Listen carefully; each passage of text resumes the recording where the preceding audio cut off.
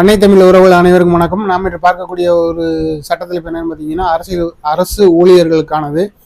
அரசு ஊழியர்களுக்கு பொதுவாக எந்த துறையாக இருந்தாலும் சரி, அவர் பணிக்கு சேர்றாரு. இப்போ 2024 ஒருத்தர் பணிக்கு சேர்றாரு அப்படின்னா 2030 அவர் ஒரு பதவி உயர்வு பெறணுன்ற அப்படின்னு அவரோட சர்வீஸ் ரூல்ஸ்லேயே இருக்கும்.